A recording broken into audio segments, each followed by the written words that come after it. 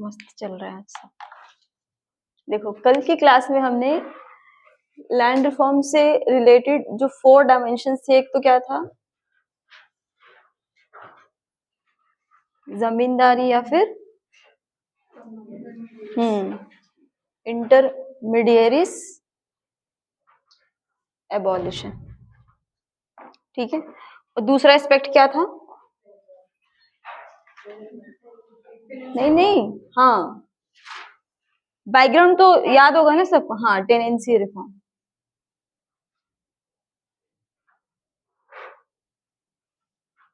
तीसरा, हाँ, last one क्या है? कंसोलिडेशन।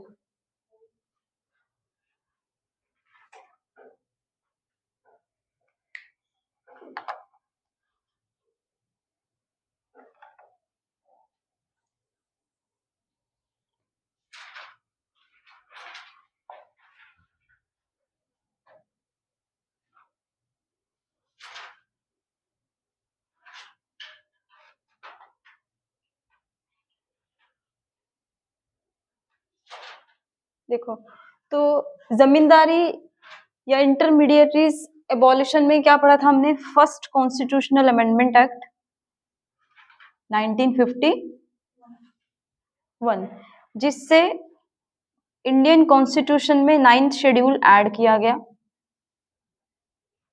ठीक है। इस शेड्यूल में क्या था? जो भी जमींदारी व्यवस्था को खत्म करने के लिए जो भी रूल्स रेगुलेशंस या लॉज को बनाया गया, उसको इस शेड्यूल में ऐड किया गया ताकि ये जुडिशियल रिव्यू से बाहर रहे। रीजन बीइंग इज, रीजन क्या था? हाँ, क्योंकि जो फंडामेंटल राइट और डीपीएसपी प्रिंसिपल को इम्प्लीमेंट करने के लिए या फिर भूमि सुधार करने के लिए अगर वो किसी फंडामेंटल राइट के कॉन्फ्लिक्ट में अगर आए तो उस तरीके के लॉज या रूल्स रेगुलेशंस को सुप्रीम कोर्ट या हाई कोर्ट में ले जाकर के चैलेंज ना किया जा सके, ठीक है। क्योंकि देखो, राइट्स के ना 2 पर्सपेक्टिव होते हैं। एक होता है इंडिविजुअल, ठीक है, which is enjoyed bye an individual, ठीक है। दूसरा क्या होता है? कम्युनिटी राइट, ठीक है। अब कम्युनिटी राइट का क्या मतलब है? ऐसे राइट्स जो कि हर इंसान क्या है, कलेक्टिवली इंजॉय करे। मतलब जैसे कि अगर एयर पॉल्यूशन को कम करने के लिए सरकार काम करे, तो ऐसा तो है नहीं कि किसी एक का बेनिफिट होगा, ठीक है। Everybody is going to have the benefit of air pollution removal, ठीक है। तो जैसे कि अगर भूमि सुधार किया जाएगा तो भूमि सुधार की वजह से जब फूड सिक्योरिटी इंश्योर होगी, पॉवर्टी एलिविएशन होगा, दिस इज समथिंग कि वो पूरी की पूरी सोसाइटी उसके बेनिफिट्स को क्या है, ले सकती है। समझ में आए? तो इस तरीके से क्या होता है कि सम टाइम इंडिविजुअल और कम्युनिटी के राइट्स में जब कॉन्फ्लिक्ट होगा तो उस केसेस में जो भी रूल्स रेगुलेशंस बनेंगे, ठीक है, तो उसके लिए क्या करना पड़ेगा हमें? लार्जर पर्सपेक्टिव से या लार्जर पिक्चर पे काम करते हुए उस तरीके के रूल्स एंड रेगुलेशंस को प्रोटेक्ट करना है कि अननेसेसरली जुडिशियल इंटरवेंशन ना हो for the holistic benefit of society, ठीक है। And land reform is for the holistic benefit of society and country. तो इसीलिए क्या है, जमींदारी व्यवस्था को खत्म किया गया, ठीक है, और उसके लिए क्या है, फिर 9th शेड्यूल को ऐड किया गया। फिर अलग अलग राज्य क्या है, अपने अपने राज्यों के अंदर क्या है, लॉज को पास करेंगे। रीजन क्यों, ऐसा क्यों? क्योंकि जो लैंड या फिर एग्रीकल्चर है वो कौन से लिस्ट में है? 7th शेड्यूल में, ठीक है, 7th शेड्यूल की स्टेट लिस्ट में है, ठीक है। अब जमींदारी व्यवस्था को खत्म करने से बेनिफिट क्या हुआ? ऑपरेशन या फिर एक्सप्लोटेशन ऑफ पीजेंट्स नहीं हो गया। समझ में आ गया? तो ये बाकी सारे बेनिफिट्स उसमें आप लोग देख लेना। आज हम पढ़ेंगे किसके बारे में? टेनेंसी रिफॉर्म के बारे में, ठीक है, जिसको हिंदी में क्या बोलेंगे, जो किराए पे जमीन लेकर के जब खेती की जाती है उसमें सुधार करना। ठीक है, तो पहले हमें ये समझना है कि टेनेंसी के जो फीचर्स थे इंडियन एग्रीकल्चर सिस्टम में before 1947, even during the 1940s, even मतलब इंडिपेंडेंट के बाद भी उसमें क्या क्या इश्यूज थे जिसको डील करने की जरूरत थी, पहले तो ये देखना है हमें। तो ऑब्वियस सी बात है, देखो अगर कोई एक जमींदार है मतलब लैंड ओनर है, उसने अपनी जमीन लीज पे या किसी भी तरीके से किसी पीजेंट को या फिर जो कल्टीवेटर है उसको दिया, तो पीजेंट के पर्सपेक्टिव से क्या इश्यू हो सकता है, जो लैंड ओनर है वो क्या कर सकता है, या तो जो रेंट चार्ज करेगा वो क्या होगा, हाई होगा। दूसरा केस क्या हो सकता है कि किसी भी टाइम पे, जैसे मान लो अगर पीजेंट ने on the time rent provide नहीं किया जमीन के मालिक को, तो वो क्या कर सकता है, एविक्शन कर सकता है। ठीक है, अब अगर आपको याद होगा तो कल की क्लास में हमने एक प्रॉब्लम पढ़ा था, क्या, एब्सेंटी लैंडलॉर्डिज्म। ठीक है, तो ऐसा तो है नहीं कि 1947 के बाद वो प्रॉब्लम्स नहीं रही, हो सकता है मेरी जमीन किसी एक विलेज में है और मैंने किसी को वो लैंड लीज पे दिया है और मैं समवेयर कहीं पे रह रही हूँ, तो उसकी वजह से भी क्या है, टेनेंसी मतलब कलेक्शन ऑफ रेंट या फिर एविक्शन की प्रॉब्लम और ज्यादा बढ़ जाती है, क्योंकि someone else is going to collect the rent on the behalf of land owner. ठीक है, अगर वो उस जगह पे नहीं रह रहे, ठीक है, तो उसको बोलते हैं क्या,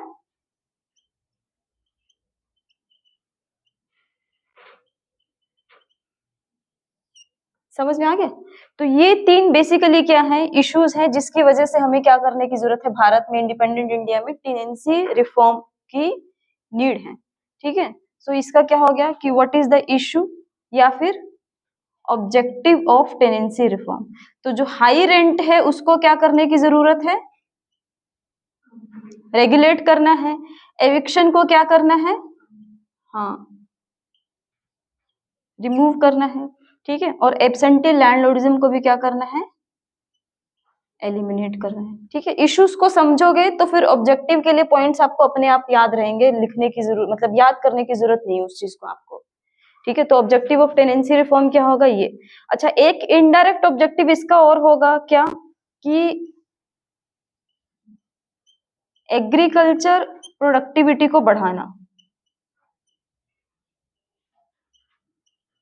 एग्रीकल्चर प्रोडक्टिविटी को इंक्रीज करना। अब सोचने वाली बात है कि टेनेंसी रिफॉर्म से एग्रीकल्चर प्रोडक्शन कैसे रिलीज होगा, कैसे बढ़ेगा।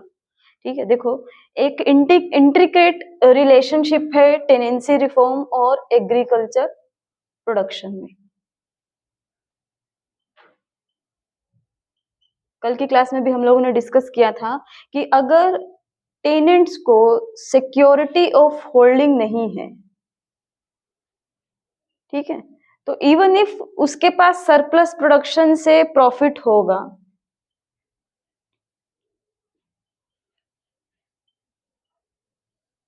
ठीक है, तो वो उस प्रॉफिट को इन्वेस्ट नहीं करेगा। ठीक है, क्योंकि उसको डर किस चीज का है, एविक्शन का है। तो अगर उसके सरप्लस ऑफ प्रोडक्शन से प्रॉफिट इन्वेस्ट नहीं होगा तो एग्रीकल्चर प्रोडक्शन बढ़ेगा कैसे, समझ में आ गया। तो टेनेंसी रिफॉर्म से क्या चीज इंश्योर की जाएगी कि एविक्शन ना हो, एविक्शन को रिमूवल मतलब इससे इसके कॉन्सिक्वेंसेस क्या होगी, इसके बेनिफिट्स क्या होंगे, सिक्योरिटी ऑफ टेन्योर। ठीक है, तो अगर किसी पीजेंट को या फार्मर को जो कि लैंड को लीज पे लेकर के एग्रीकल्चर प्रोडक्शन कर रहा है, तो in future he will think about to invest out of his profit to increase the productivity. तो इससे अल्टीमेटली बेनिफिट किस किस का होगा, एक तो प्रोडक्टिविटी बढ़ेगी, फार्मर का भी बेनिफिट होगा, और जो खुद लैंड ओनर है उसको भी क्या है, फ्रॉम टाइम टू टाइम वो क्या मिलेगा, उसको रेंट मिलेगा। समझ में आ गया। तो टेनेंसी रिफॉर्म के क्या क्या ऑब्जेक्टिव्स होंगे या क्यों करने की जरूरत है, देखो ऑब्जेक्टिव्स के पॉइंट्स को ही आप क्यों लिख सकते हो कि why there is a need of tenancy reform in India.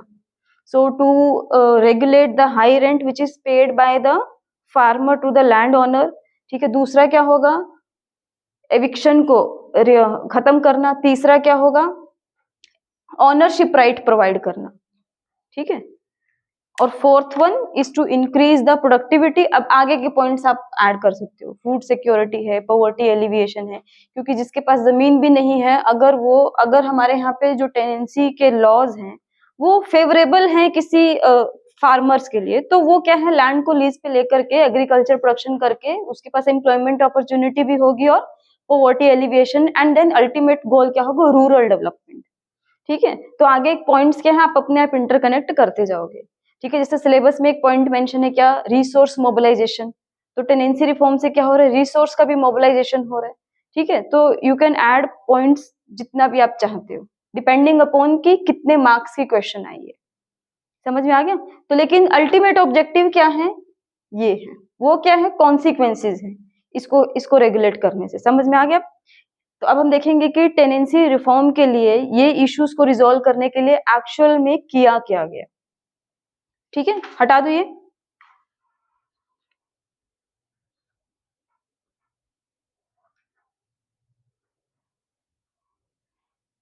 तो अब हम पढ़ेंगे कि what are the components of tenancy reform.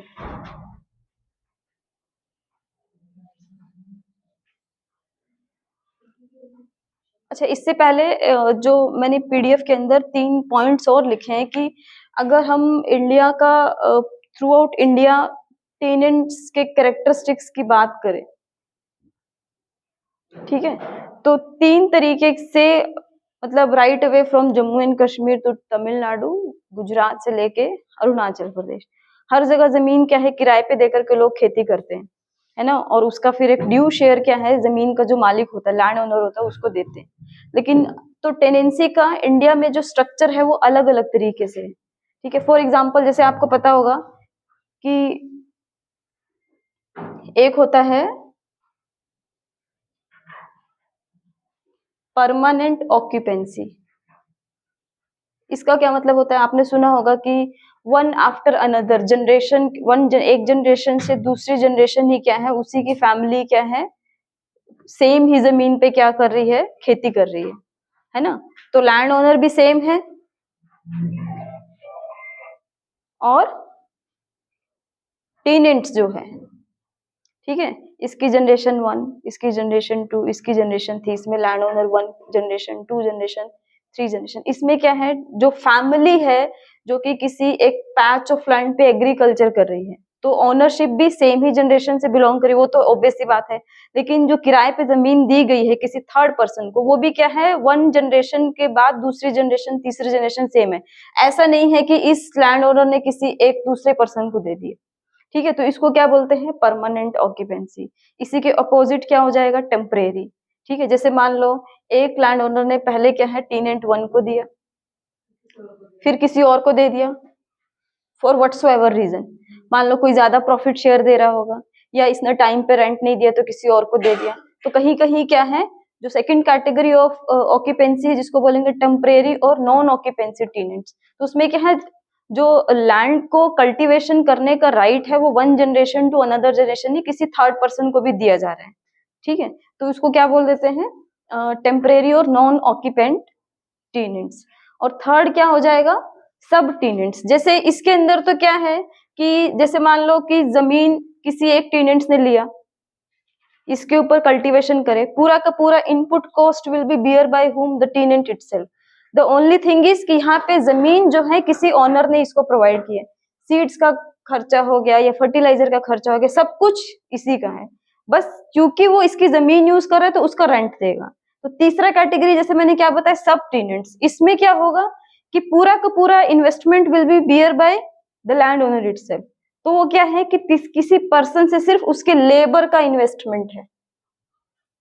ठीक है, so in the lieu of labour land owner will provide something either in cash और kind, so this is another category of tenants.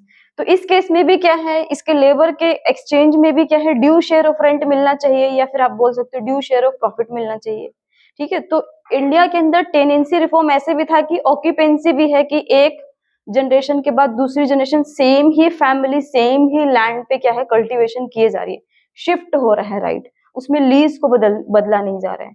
क्योंकि obvious सी बात है, इंडिया के societal structure के अंदर क्या है, ट्रस्ट बिल्डअप भी कम्युनिटी में है। दूसरा क्या है कि हो सकता है कि एविक्शन हो, या फिर क्योंकि टाइम पे रेंट नहीं दिया या कोई और ज्यादा रेंट का प्रॉफिट शेयर करने के लिए रेडी है, तो उस केस में क्या है, जो लीज का राइट है किसी थर्ड पर्सन पे शिफ्ट कर दिया। एंड देन तीसरा कैटेगरी, तो इसी हिसाब से क्या है ना, tenancy reform will vary from state to state, depend करेगा कि टेनेंट्स का रिलेशन लैंड ऑनर से किस टाइप का है। समझ में आ गया? लिखो टाइप्स ऑफ टेनेंट्स, हेडिंग बना लो, types of tenants. Number 1, permanent और occupancy tenants. Occupancy,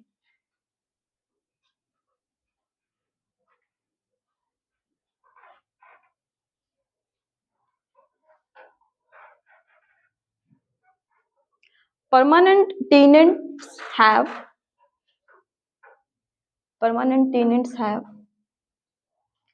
perpetual ownership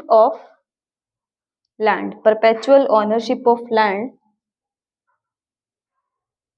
which means the right to cultivate the land, passed down from one generation to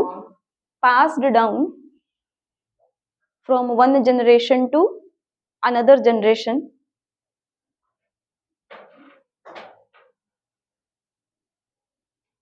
as long as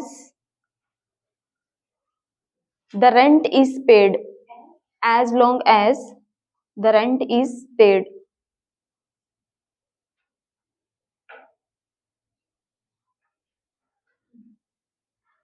जैसे generation change होती रहेगी, cultivation same generation करेगी, तो वो rent देगी।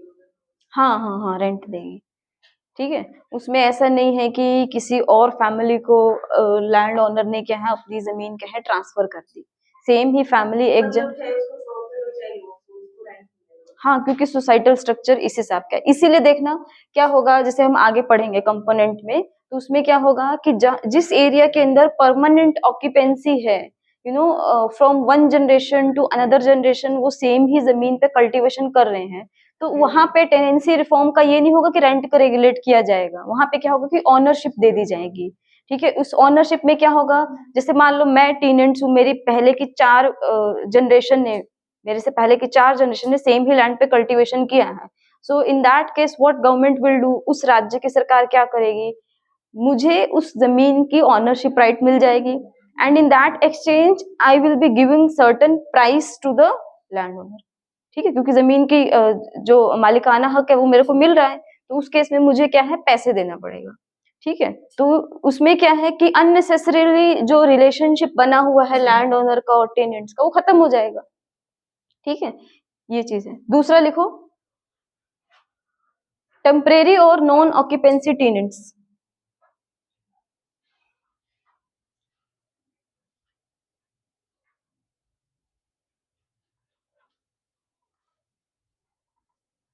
इसमें लिखो in this tenants have no permanent right to cultivate the land,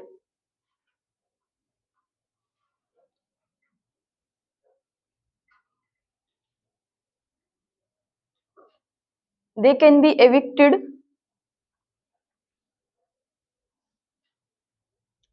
evicted from the land on the minor grounds, मतलब छोटे से इशू को भी मुद्दा बना करके उनको एविक्ट किया जाता था। So they can be evicted from the land on the minor grounds.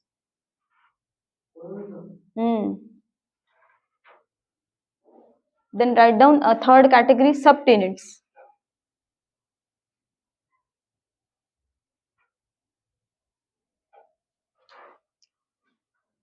Subtenants are the tenants who work on the land of, ऐसे लिखो, who work on the land of large land owners.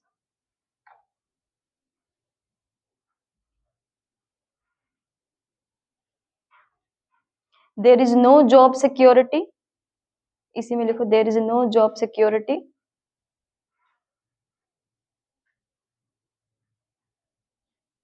There situation is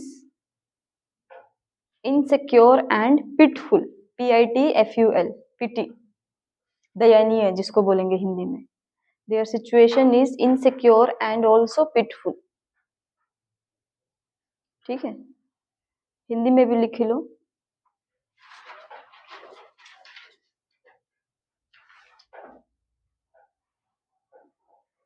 पहली जो category लिखो स्थायी या कब्जाधारी किराएदार, स्थायी या कब्जाधारी किराएदार। इसमें लिखो, इसमें किराएदार के पास भूमि का, इसमें किराएदार के पास भूमि का स्थायी स्वामित्व होता है,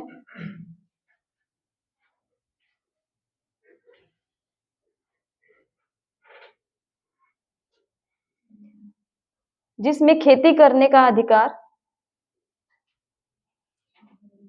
पीढ़ी दर पीढ़ी हस्तांतरित होता है, पीढ़ी दर पीढ़ी हस्तांतरित होता है।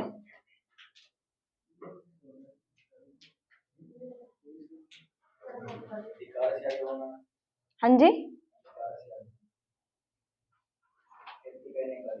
पीढ़ी दर पीढ़ी हस्तांतरित होता है।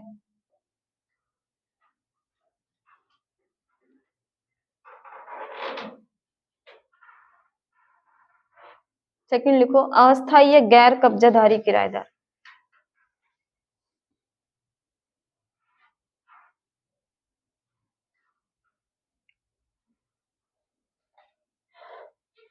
इसमें किराएदार को भूमि पर खेती करने का स्थायी अधिकार नहीं होता है,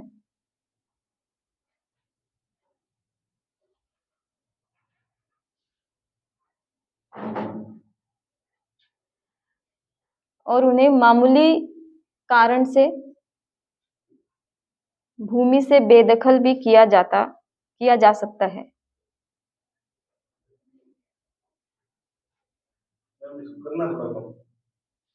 लो दे दो, इनको कम कर लेंगे। और उन्हें मामूली कारण से भूमि से बेदखल भी किया जा सकता है।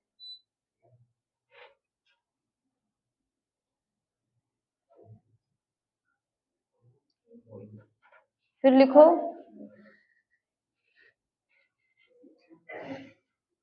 उप किराएदार।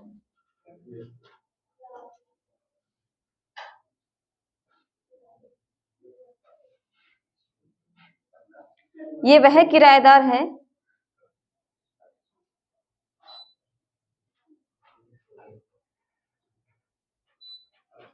जो जमींदार की भूमि पर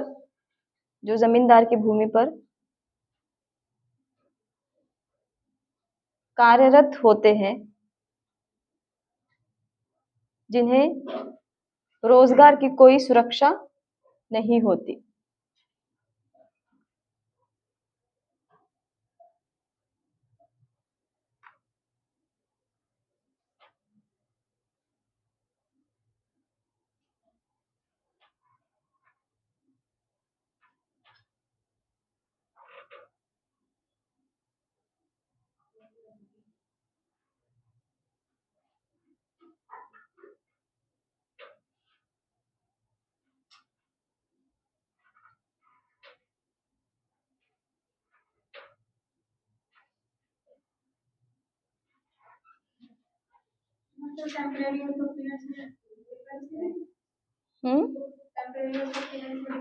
बताया ना मैंने, जैसे कि इस जो सब टेनेंट्स टेम्परेरी वाला है उसमें क्या है कि टेनेंट्स का ही सब कुछ इन्वेस्टमेंट है किस पे।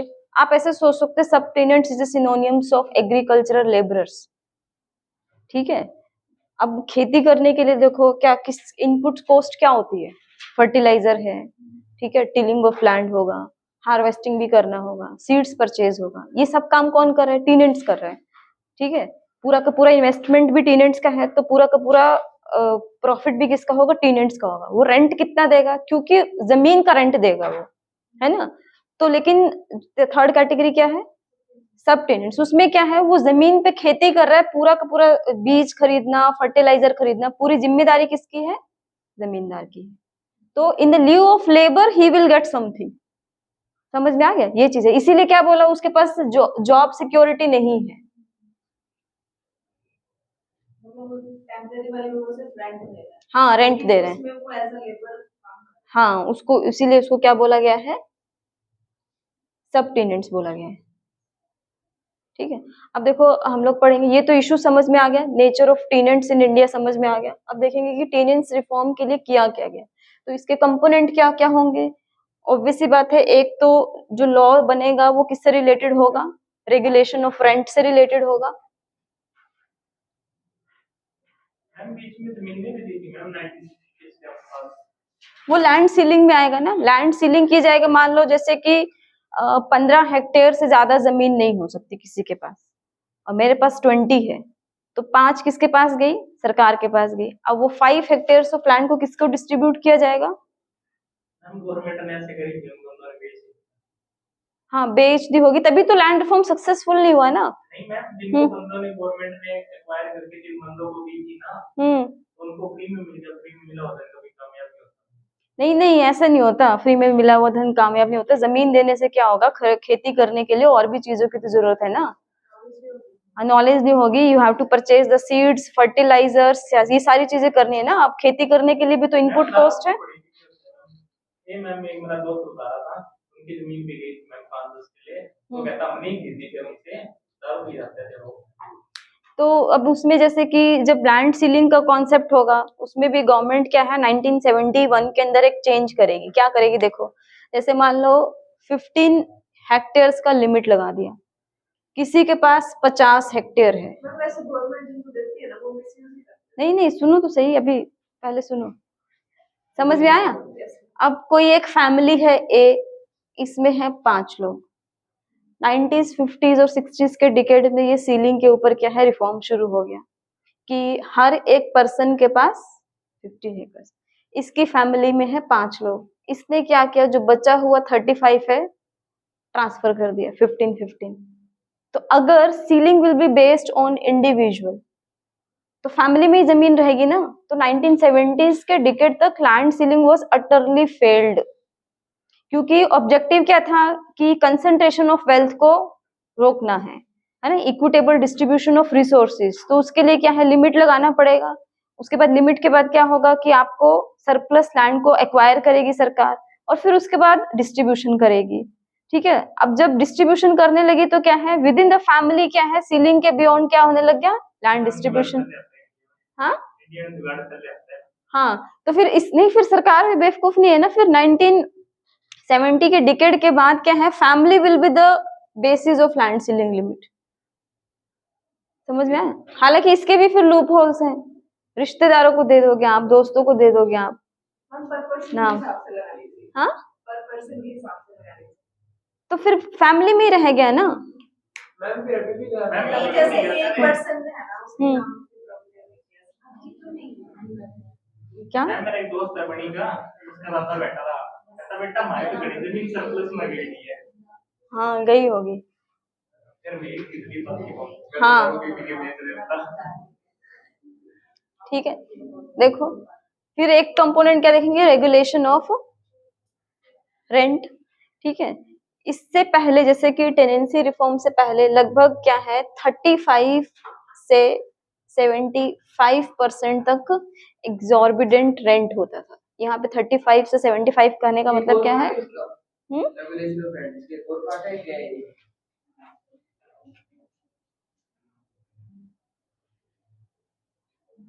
Component of tenancy reform. Tenancy reform में मैंने क्या बोला? 2 एस्पेक्ट आएंगे ना, एविक्शन से प्रोटेक्ट करना है और एग्जॉर्बिडेंट रेंट नहीं होना चाहिए। तो सरकार जब टेनेंसी रिफॉर्म करेगी तो क्या करेगी? कानून के हिसाब से रेंट को फिक्स करेगी ना, कि इसके बियॉन्ड कोई भी जो जमींदार है या कोई भी लैंड ओनर है वो फार्मर से या टेनेंट से इससे ज्यादा रेंट नहीं ले सकता। क्यों? ताकि टेनेंट्स की भी क्या हो? एक इनकम हो, ठीक है, उसके पास भी सरप्लस प्रोडक्शन हो, वो भी क्या है प्रॉफिट बना सके, ठीक है। जब प्रॉफिट सरप्लस होगा, क्योंकि अल्टीमेटली कल्टीवेशन कौन करे, एग्रीकल्चर कौन करे, टेनेंट्स कर रहे हैं ना, तो उसी को इन्वेस्टमेंट करके एग्रीकल्चर प्रोडक्शन को बढ़ाना है।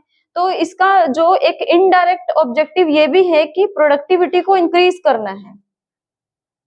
अब प्रोडक्टिविटी को इंक्रीज करने के लिए इन्वेस्टमेंट तो करना पड़ेगा, ठीक है। तो अगर जो कल्टीवेटर है उससे अगर ज्यादा रेंट लिया जाएगा, ठीक है, तो फिर उसके पास प्रोडक्टिविटी को बढ़ाने के लिए जो इन्वेस्टमेंट करने के लिए सरप्लस प्रॉफिट तो बचेगा ही नहीं। तो फिर क्या करना चाहिए, रेंट क्या है मिनिमल होना चाहिए, ठीक है, विच शुड बी अप्रोक्सीमेट, जैसे कि जो भी जमीन की कॉस्ट है, ठीक है, उसी के हिसाब से लिया जाए, क्योंकि सारा इन्वेस्टमेंट, सारा रिस्क, ठीक है, सारा लेबर किसका है, कल्टीवेटर का है, ठीक है। एंड प्रॉफिट कौन ले जा रहा है, without doing nothing, just because he is having agriculture land, ठीक है। तो जैसे कि इससे पहले कितना 35 to 75% ऑफ रेंट एवरेज क्यों लिया हमने, क्योंकि जैसे जिस एग्रीकल्चर जमीन की प्रोडक्टिविटी काफी अच्छी होगी तो वहां पे क्या है, उस हिसाब से क्या है रेंट वेरी करेगा, समझ में आया। तो इतना ज्यादा रेंट था, तो फिर सरकार ने क्या बोला कि 20 से 25% से ज्यादा जो है रेंट नहीं लिया जा सकता, समझ में।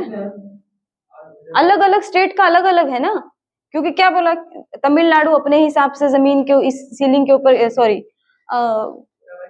रेगुलेशन ऑफ रेंट करेगा।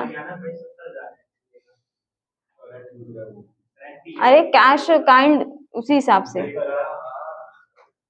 समझ में आ गया, ठीक है। तो एक कंपोनेंट क्या हो गया, रेगुलेशन ऑफ रेंट, इसमें लिख लो एक पॉइंट, हाँ जी, फर्स्ट पॉइंट लिखो, ड्यूरिंग प्री इंडिपेंडेंस एरा, नहीं मैं बता रही हूँ, during pre independence era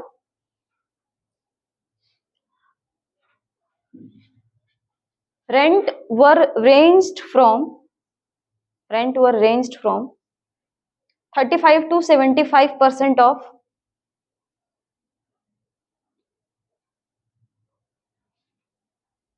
gross produced,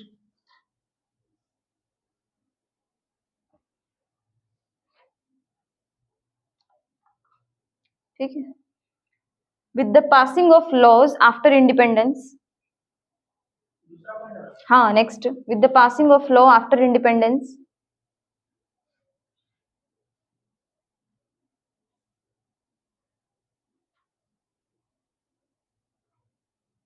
to control the rent, with the passing of law after independence to control the rent by cultivator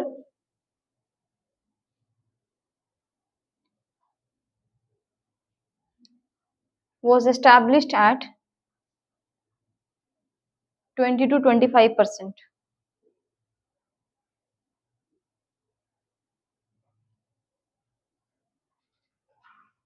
ठीक है। तो एक तो हो गया ये रेंट, दूसरा कंपोनेंट इसमें पढ़ेंगे हम अब क्या, सिक्योरिटी से रिलेटेड है, ताकि एविक्शन ना हो।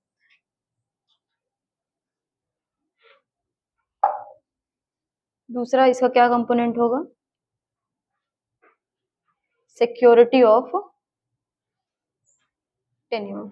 सिक्योरिटी ऑफ टेन्योर का क्या मतलब है, जो भी लीज एग्रीमेंट होगा किसके बीच में साइन होगा, जो ऑनर है और फार्मर, या फिर हम बोल सकते हैं कल्टीवेटर। अगर लीज एग्रीमेंट साइन हो गया जिसमें क्या है, लैंड ओनर अपनी जमीन फार्मर को कल्टीवेशन के लिए देगा, तो सिक्योरिटी ऑफ टेन्योर के लिए क्या सुधार किया गया, देखो एक चीज तो क्या है कि एग्रीमेंट साइन होने के बाद ऑनर जो है, ठीक है, एविक्शन नहीं कर सकता, किसका, फार्मर का, नो एविक्शन। मतलब कि अगर मैंने अपनी जमीन तुम्हें दी है कल्टीवेशन करने के लिए, ठीक है, अगर एज पर रूल्स रेगुलेशन सब कुछ सही है, तो फिर मैं अपनी जमीन तुमसे लेके किसी थर्ड पर्सन को नहीं दे सकती, ठीक है, ये किस केस में किया जा सकता है? वैसा तो है नहीं कि मान लो कि ऑनर को अपनी जमीन चाहिए और एविक्शन ना हो, ठीक है, सर्टेन एक्सेप्शन है इसकी। क्या है कि अगर ऑनर खुद कल्टीवेशन करना चाहे अपनी जमीन पे, मतलब अब वो खुद खेती करना चाहे, तो उस केस में ब्रेक हो सकते हैं। लेकिन उसमें भी एक कंडीशन क्या है कि कुछ जमीन का हिस्सा कल्टीवेटर के पास हमेशा होना चाहिए। इसमें क्लियर नहीं होता है, लीगल एग्रीमेंट है। 2 ईयर हाँ, इसमें टाइम पीरियड तो वही तो बात है ना, लीज एग्रीमेंट के टाइम पीरियड के टाइम की बात हो रही है, बीच में ब्रोक नहीं कर सकते। ठीक है, अगर उस केस में अगर करना भी है तब कैसे किया जाएगा? जब जमीन जब का ऑनर उसको खुद कल्टीवेशन करना, और उस केस में भी क्या है, कुछ जमीन जो है उसको फार्मर के लिए छोड़नी पड़ेगी। समझ में आ गया? तो ये क्या है, सिक्योरिटी ऑफ टेन्योर। अब इसके लिए भी क्या है ना, गवर्नमेंट अलग अलग टाइम पे क्या है अलग अलग इनिशिएटिव लेगी। इसका एक पॉइंट लिख लो आप, सिक्योरिटी ऑफ टेन्योर में लिखो 3 कंपोनेंट, सिक्योरिटी ऑफ टेन्योर में लिखो 3 कंपोनेंट ऑफ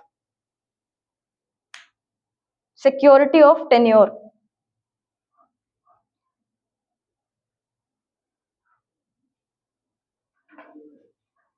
ठीक है, फर्स्ट पॉइंट लिखो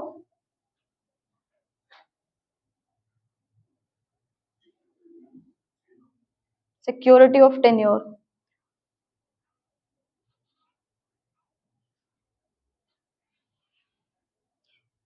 tenant must be guaranteed, tenants must be guaranteed minimum area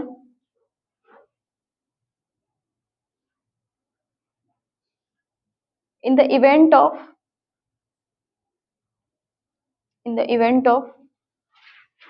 resumption and termination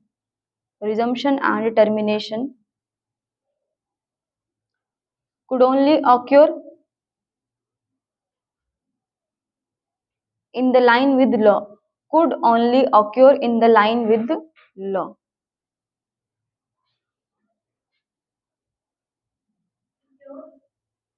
in the line with law मतलब कानून के हिसाब से। सेकंड पॉइंट लिखो the land might be resumed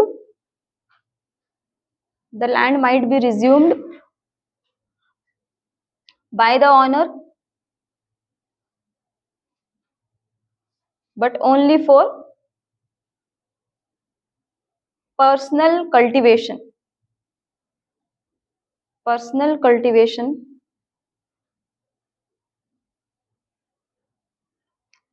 the landowner should leave some land for the tenants for cultivation to tenants for cultivation, which means tenant should never made landless। ठीक है,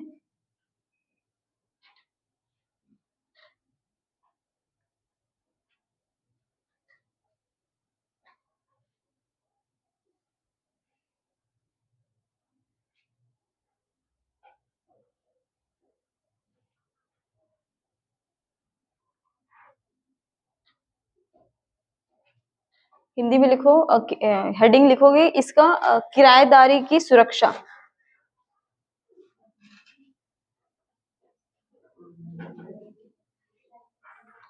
इसकी सुरक्षा के लिए बने कानून के 3 प्रमुख घटक।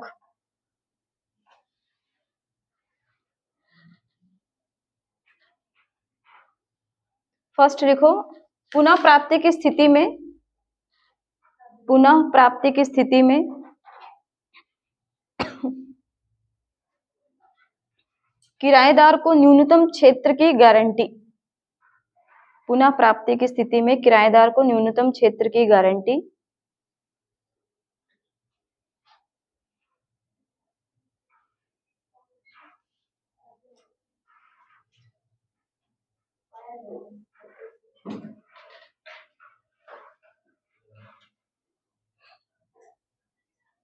जमींदार भूमि को, नेक्स्ट पॉइंट, जमींदार भूमि को पुनः प्राप्त कर सकता था लेकिन व्यक्तिगत खेती के लिए, लेकिन व्यक्तिगत खेती के लिए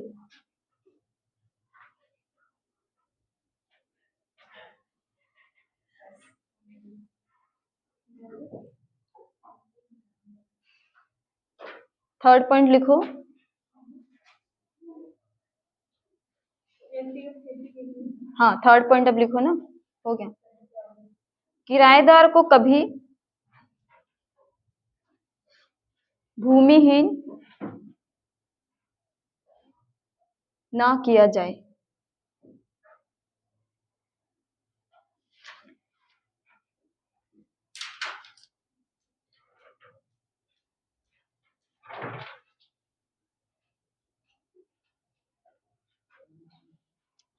समझ में आ गया? देखो, तो इससे कौन सा प्रॉब्लम सॉर्ट आउट हुआ? सिक्योरिटी ऑफ टेन्योर का। अब ये सिक्योरिटी ऑफ टेन्योर किस टाइप के टेनेंट्स के लिए ज्यादा बेनिफिशियल होगा? ऑक्यूपेंसी या फिर नॉन ऑक्यूपेंस टेनेंट्स के लिए? नॉन ऑक्यूपेंस टेनेंट्स के लिए। समझ में आ गया कि जैसे मान लो जिस राज्य के अंदर नॉन ऑक्यूपेंट टेनेंट्स की नंबर ज्यादा होगी, तो वहां का जो लॉ होगा वो किस एरिया पे ज्यादा वर्क करेगा? सिक्योरिटी ऑफ टेन्योर पे। समझ में आ गया? और परमानेंट और इसमें क्या फर्क होता है दोनों के बीच वाले में? परमानेंट मतलब बताया ना, एक जनरेशन के बाद दूसरी जनरेशन को सेम ही जमीन के ऊपर वो कल्टीवेशन कर रहे हैं। ठीक है, ट्रांसफर ऑफ कल्टीवेशन राइट नहीं है, हटा नहीं रहे। हाँ, यानी कि उनकी बढ़िया बनती है। हाँ, बढ़िया बन रही है, या समय समय पर बिल्कुल टाइम टू टाइम रेंट दिया जा रहा है, म्यूचुअल एग्रीमेंट है। समझ में आ गया? ये चीजें हैं। तो अब तीसरा देखो क्या होगा, जहां पे permanent occupancy type of tenants होंगे, उस एरिया के अंदर किस तरीके का टेनेंसी रिफॉर्म किया जाएगा? थर्ड क्या होगा? ऑनरशिप राइट दे दिया जाए। उनको तो काफी टाइम से कर हम्म। देखो इसको कैसे समझोगे? देखो, ऑनरशिप राइट टू टेनेंट्स। अब मैंने आपको टाइप्स ऑफ टेनेंट्स क्यों पढ़ाया? देखो, एक तो कौन सा टेनेंट्स पढ़ाया? ऑक्यूपेंस वाला, एक जनरेशन से अनदर जनरेशन। तो वहां पे जो टेनेंसी रिफॉर्म किया जाएगा, which will be better option, जहां ज्यादा कि वहां पे ऑनरशिप राइट ही दे दिया जाए टेनेंट्स को। क्योंकि क्या है, 4 5 6 7 जनरेशन से या स्टार्टिंग से ही एक ही फैमिली क्या है किसी दूसरे की एग्रीकल्चर लैंड पे क्या है कल्टीवेशन हो रहे हैं।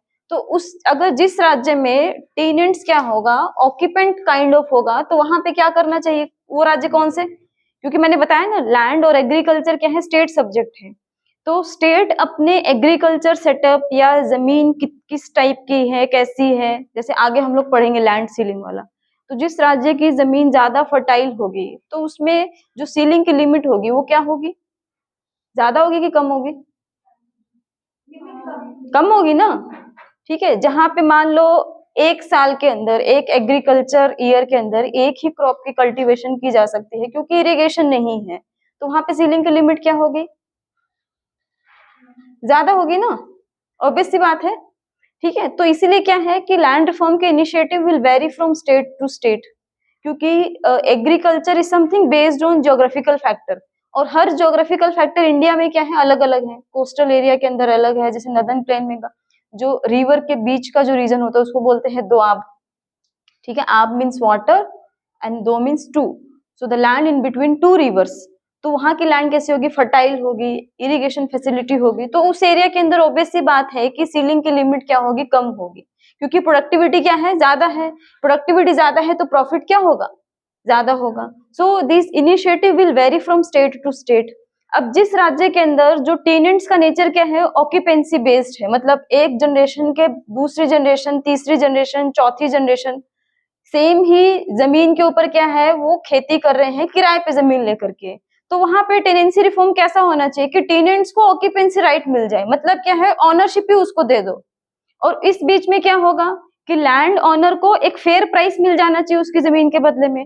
और इस बीच के अंदर अगर कोई डिस्प्यूट हो ऑक्यूपेंसी राइट होल्डर और जमीन के मालिक के बीच में, तो सरकार को क्या करना चाहिए? एक ट्राइब्यूनल बना देना चाहिए, क्योंकि this is something different kind of conflict. ठीक है, कॉन्फ्लिक्ट रिजोल्यूशन के लिए हम कहाँ जाते हैं? कोर्ट्स में जाएंगे ना।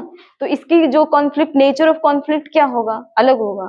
जैसे मान लो हो सकता है कि कोई ऑनर ना चाहे कि भले ही मैंने 1 जनरेशन 2 जनरेशन के बाद सेम फैमिली ने मेरी जमीन पे कल्टीवेशन किया है, but I am not in a mood to give my land to the this family, तो उस केस में क्या करना चाहिए? नहीं नहीं, तो उस केस में वो क्या करेगा? ये कॉन्फ्लिक्ट हो गया ना, तो उस कॉन्फ्लिक्ट को रिजोल्यूशन करना पड़ेगा ना। समझ में आ गया? तो इस रिजोल्यूशन को एक पर्टिकुलर ट्राइब्यूनल ही क्या करेगा? डील करेगा। लेकिन जहां पे एविक्शन की प्रॉब्लम होगी, जैसे मान लो वहां पे फिर कौन से टाइप का टेनेंट्स हो गए? Non occupancy tenants. तो नॉन ऑक्यूपेंसी टेनेंट्स के एरिया में किस टाइप का टेनेंट्स रिफॉर्म ज्यादा होगा? Security of tenure. ठीक है, non occupancy means one family से जब मुझे ज्यादा किसी और से रेंट मिलेगा तो मैंने उस टेनेंट को एविक्ट करके किसी दूसरे को एग्रीमेंट साइन कर लिया। समझ में आ गया? तो वहां पे मेजर इशू क्या होगा टेनेंसी रिफॉर्म का? Security of tenure. तीसरा क्या हो गया? सब टेनेंट्स। ठीक है, तो उसमें क्या है? रेंट को रेगुलेट किया जाए जिससे in lieu of labour he should get the profitable benefit. समझ में आ गया? इसीलिए पहले हमने क्या किया है? टेनेंट्स का टाइप किए हैं। टेनेंट्स का टाइप ही डिसाइड करेगा कि किस तरीके का रिफॉर्म करना है। ठीक है, परमानेंट में सिक्योरिटी इशू तो नहीं होगा। परमानेंट में सिक्योरिटी इशू नहीं है तो इट्स बेटर कि अब देखो उसको ये भी पता है ना जमीन उसका नहीं है वो चीज। ठीक है, तो इट्स बेटर कि उसके पास ऑनरशिप राइट दे दिया जाए। तो इसमें क्या होगा? जो land owner will give the ownership right to the tenants holder and in lieu of that land the tenants will provide the fair market price of that land. समझ में आ गया? अब इसी बीच में अगर कोई डिस्प्यूट होगा तो गवर्नमेंट ऑफ इंडिया ने क्या बोला? That is going to be resolved by a dedicated tribunal. ठीक है, ताकि क्योंकि लैंड रिफॉर्म को हमें एक स्पीडी प्रोसेस से करना है ना। ठीक है, ऐसा तो नहीं है। जुडिशरी में अब हमारे क्या इश्यूज है? पेंडेंसी ऑफ केसेस है। ठीक है, फिर उसके बाद टेनेंट्स है जिसको लीगल एस्पेक्ट की कोई जानकारी ही नहीं है।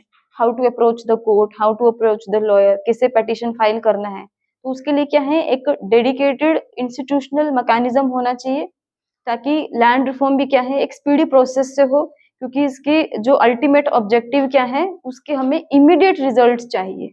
ओनरशिप राइट ये तीनों टाइप्स के जो हाँ जी। ये जो 3 टाइप्स बताए आपने, परमानेंट, टेम्परेरी, हम्म। तो इन तीनों को मिलेगी ownership?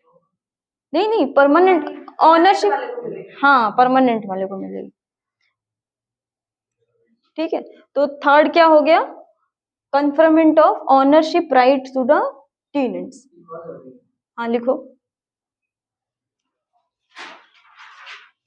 The grant of ownership right to tenants, the grant of ownership right to the tenants was third aspect of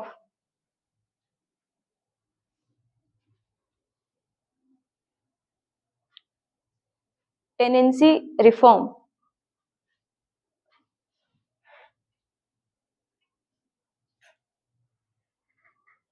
whereby tenants have been declared the owner of the land, tenants have been declared the owner of the land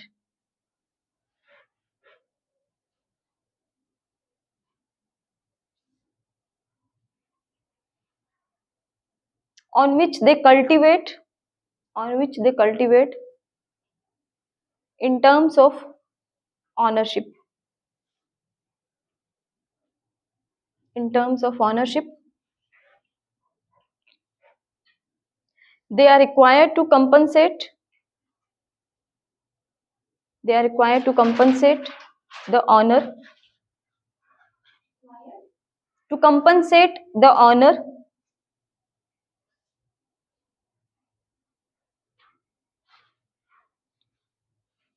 फिर next लिखो in some states,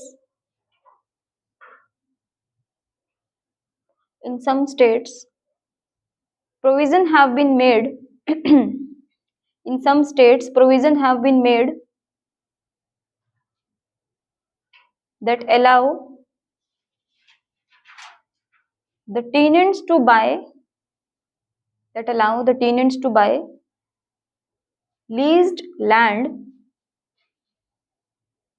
after paying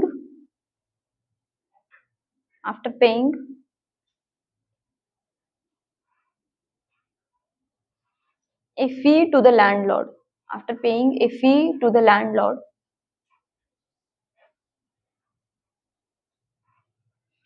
if a disagreement arises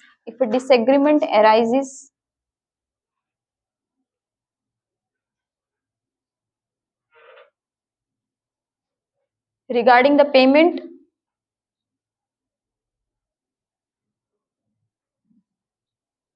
the matter may be referred to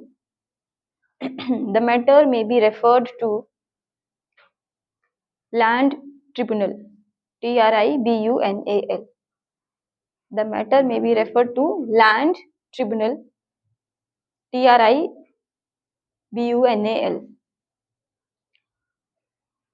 The tribunal will decide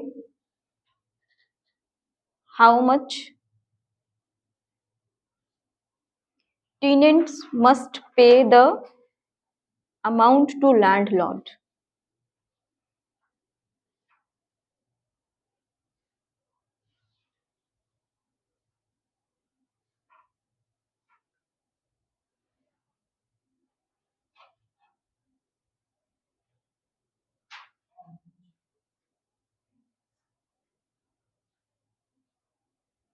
ठीक है, तो ये क्या हो गया, third aspect हो गया किसका, टेनेंसी रिफॉर्म का।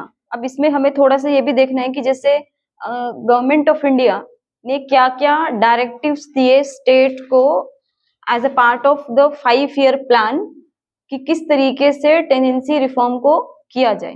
ठीक है, तो वो आपको बेसिकली क्या है, वो हेल्प करेगा कि आंसर के अंदर एग्जाम्पल लिखने के लिए, कि जैसे सेकेंड 5 ईयर प्लान के टाइम पे गवर्नमेंट ऑफ इंडिया ने क्या कहा, जिस डायरेक्टिव्स को मान करके हर स्टेट ने अपने अपने राज्यों में क्या है इनिशिएटिव शुरू किए। ठीक है, तो इसमें लिख लो आप हेडिंग बनाओ कि tenancy reform directives.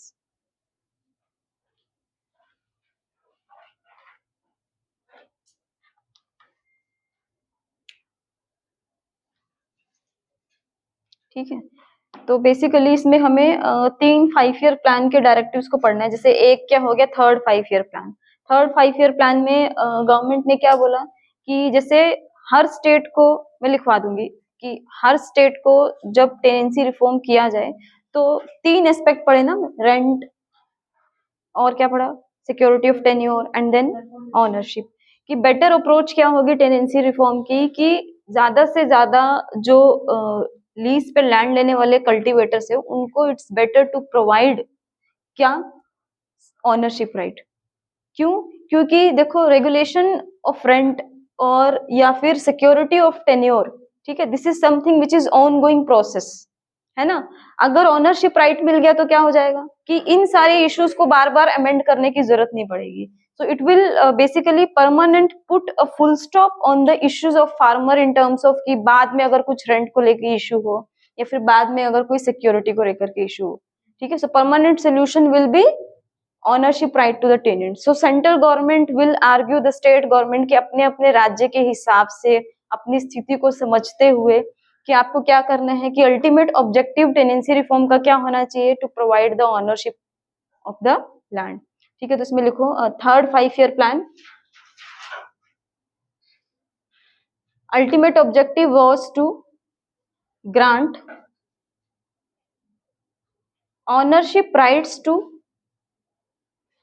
rights to as many as tenants feasible, as many as tenants possible or feasible।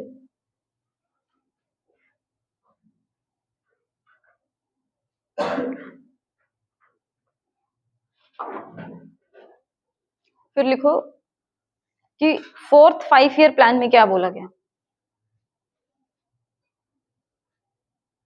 ठीक है, फोर्थ 5 ईयर प्लान में जो इश्यूज, जिस इशू को हाईलाइट किया गया वो क्या था, सिक्योरिटी ऑफ टेन्योर।